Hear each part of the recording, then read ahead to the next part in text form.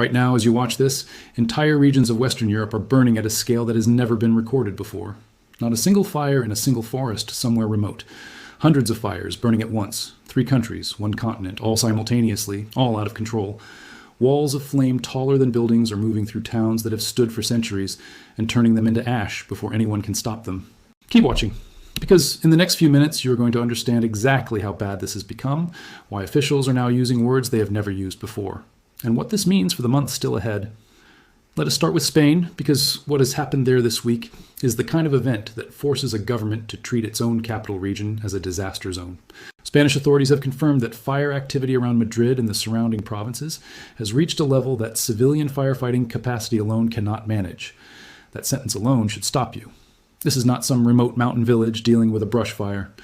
This is the region that surrounds one of the largest capital cities in Europe, and it is choking on smoke right now. The scale of destruction across Spain this fire season has already surpassed anything recorded in the last several decades. Hundreds of thousands of hectares of forest, farmland, and hillside vegetation have been consumed. Entire municipalities have been placed under evacuation orders with almost no warning, because the fires are moving faster than the alert systems can keep pace with. Spain's military emergency unit has been deployed, not as a precaution, but because the situation has exceeded what regional fire services were built to contain.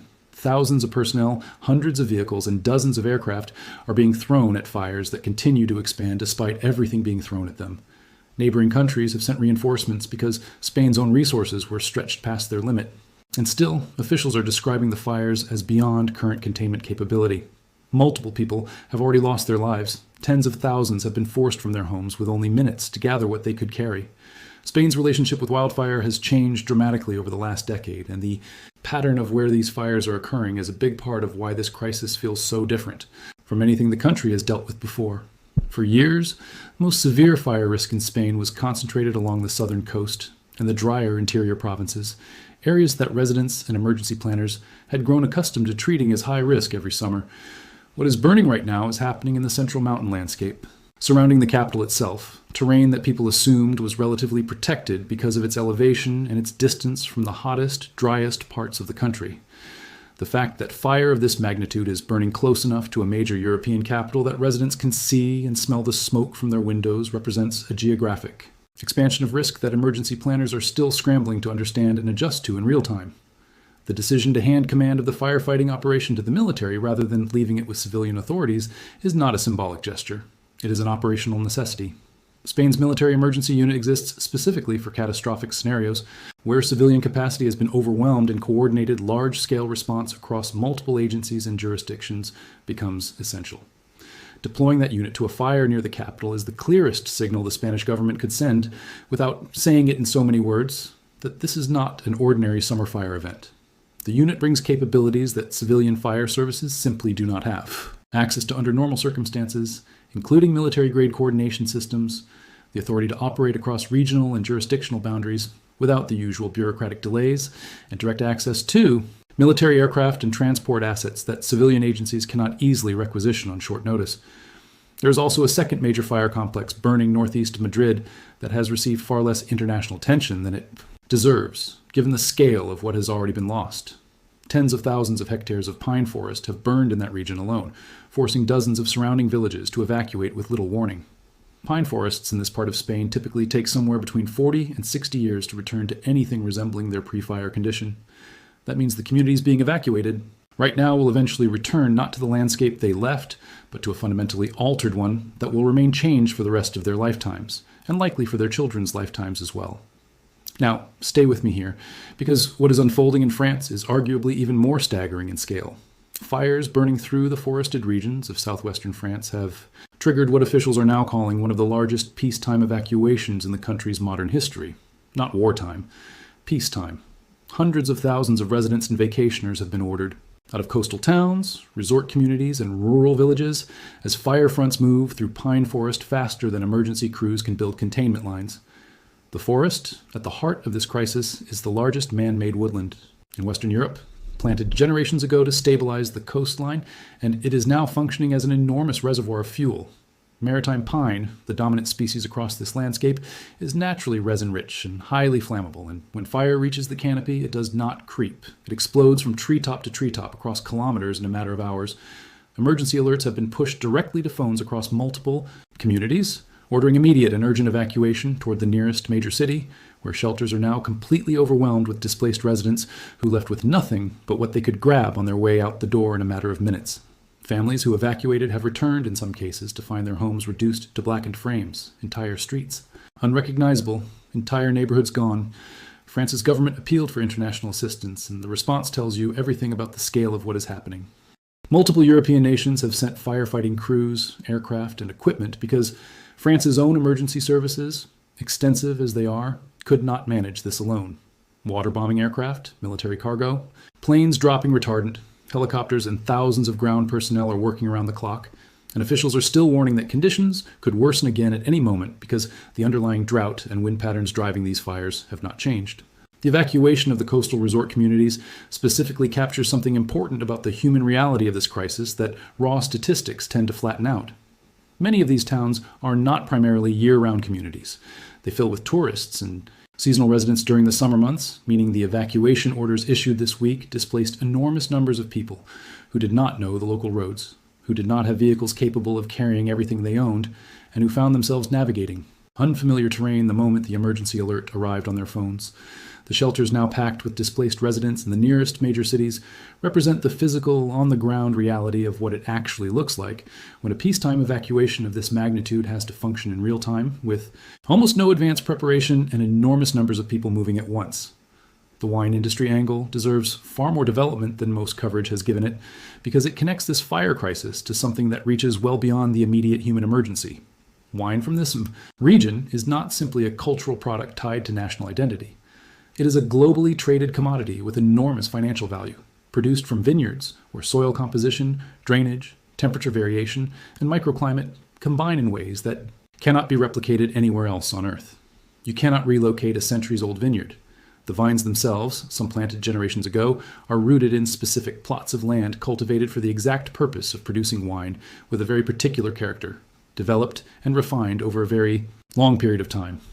If fire or persistent smoke exposure were to meaningfully damage these vineyards, the resulting economic loss would be measured not in months, but in decades, because replanting and reestablishing a mature vineyard capable of producing wine at the same standard takes an extraordinarily long time.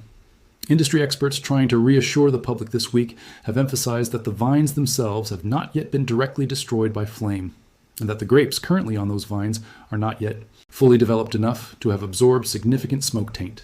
But the word yet is doing an enormous amount of work in that reassurance.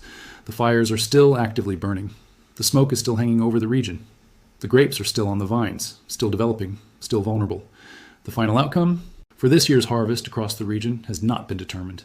And every additional day the fires continue to burn increases the level of uncertainty hanging over an industry that took centuries to build its reputation. Now, let us go to Italy, because the crisis there is unfolding on two completely different fronts at the same time. And together they show you something important about how widespread this emergency actually is. In the south, the islands of Sicily and Sardinia have been under sustained fire pressure for weeks. Sicily alone has recorded well over 1,000 separate firefighting interventions in recent weeks, an extraordinary number that reflects just how relentless the fire activity has been across a single island. Firefighters have already died tragically battling these relentless blazes. Homes across multiple provinces have been evacuated. Thousands of hectares of forest and agricultural land, including centuries-old olive groves and citrus orchards that form the backbone of the regional economy, have burned. Sardinia has faced its own separate emergencies, with fires forcing the closure of coastal roads and the evacuation of beach communities in the middle of peak tourist season. These successive fire seasons, hitting the same landscapes before they have had time to fully recover, is a pattern that deserves closer attention, because it changes how fire behaves and how long the damage actually lasts. Forests and scrubland that burned in previous years across parts of Sicily have not yet fully regrown, and when fire moves through terrain that is still in the early stages of recovering from an earlier burn, it behaves differently and leaves a different kind of long-term damage behind. Soil in these areas is more exposed than it would normally be. Root systems that would typically hold hillside soil in place have been weakened by the earlier fire and have not had enough time to rebuild their strength. Once autumn and winter rains eventually arrive, that weakened soil becomes far more vulnerable to erosion and landslides than it would be after a single isolated fire event. Sicily's agricultural landscape, including centuries-old almond orchards, citrus groves, and olive cultivation that form the backbone of the regional economy, is now facing compounding damage from repeated fire seasons without adequate recovery time in between, and that compounding effect is something a single year of statistics simply cannot capture. Meanwhile, in the north of the country, an entirely different but equally serious crisis is playing out along the Po River, the longest river in Italy and the primary water source for millions of people, and an enormous share of the country's agricultural production. Persistent heat and prolonged drought have pushed the river to record low levels, and regional governments have begun issuing fines for residents caught using drinking water for anything other than essential household needs. Washing a car or watering a garden with tap water can now result in a financial penalty in parts of one of the wealthiest industrial regions in Europe. That alone tells you how serious the water situation has become. Across the entire country, the total area burned this year already sits well above the 20-year average, and fire risk remains elevated not just in the traditional hotspots of the south, but increasingly across the alpine regions in the north, areas that historically saw very little fire activity at all. Now here is what ties every single one of these disasters together, and it is the piece of this story that most coverage glosses over. The driver behind every fire burning across Spain, France, and Italy right now is the same relentless heat dome that has settled over southern and western Europe and simply refuses to move. Record-breaking temperatures, vegetation so dry that it can ignite from a single spark or a piece of broken glass catching sunlight, winds that shift direction without warning, turning a fire that firefighting crews believed they had under control into a runaway blaze within minutes. This is not 3 unrelated national emergencies that happen to be occurring at the same time out of coincidence. This is one continental-scale weather system producing catastrophic fire conditions across an enormous stretch of land simultaneously. And the emergency response systems built by individual countries were simply not designed to handle this many severe events happening at once. Let us talk about why these fires are behaving so differently from the fires that Europe dealt with 20 or 30 years ago, because this is the part that explains everything else. It is not just that temperatures are higher than they used to be, it is that the specific combination of conditions required to produce an uncontrollable fire, extreme heat, extremely low humidity, and dried out vegetation, is now occurring together far more frequently and far more intensely than it ever did in the past. Europe has been getting progressively drier for years, and the drought cycles that used to last a few weeks before breaking with seasonal rainfall are now stretching across entire months without relief. When soil and vegetation dry out to the degree they have across southern Europe this summer, fire risk does not increase gradually. It escalates almost exponentially. Vegetation that is mildly dry is difficult to ignite and slow to spread. Vegetation that has been starved of moisture for months becomes something closer to kindling, and even a tiny spark can grow into an uncontrollable blaze within minutes because everything around it is already primed to burn. The wind component of this crisis is what makes containment genuinely difficult, even with the enormous resources being thrown at these fires. Firefighting crews can cut fire breaks, position aircraft, and coordinate ground teams under stable wind conditions, and those methods generally work. But the moment wind direction shifts unexpectedly, a fire break that was protecting one community can suddenly find itself behind the fire instead of in front of it. The fire jumps the line. New fronts open somewhere. Nobody was watching. Resources that were positioned to defend one town suddenly have to be repositioned to defend another, and in the time it takes to make that shift, more land burns and more homes are lost. The erratic, unpredictable winds that officials across Spain, France, and Italy have been warning about this week are not some unusual anomaly that made this particular fire season worse than expected. They are becoming a standard feature of summer fire weather across southern Europe, and that is precisely what makes it so difficult to get ahead of a large fire once it has established itself in dense forest or mountainous terrain. So, what does all of this mean for the people who actually live in these regions? The uncomfortable truth is that the danger does not end the moment the current fires are finally brought under control, whether that takes days or weeks from now. The drought conditions that produce this crisis will not fully recover before next summer arrives. Europe is entering a period where fire seasons start earlier, last longer, burn more intensely, and increasingly threaten areas that were never previously considered high risk. Fires are now burning within sight of a major European capital. Fires are now burning through some of the most economically valuable agricultural land on the continent. This is not remote wilderness catching fire far from where people live. This is the populated, cultivated, deeply inhabited landscape of Western Europe burning in places and at a scale that emergency planners did not build their systems to handle. The response from governments across all 3 countries has been genuinely extraordinary in terms of raw scale.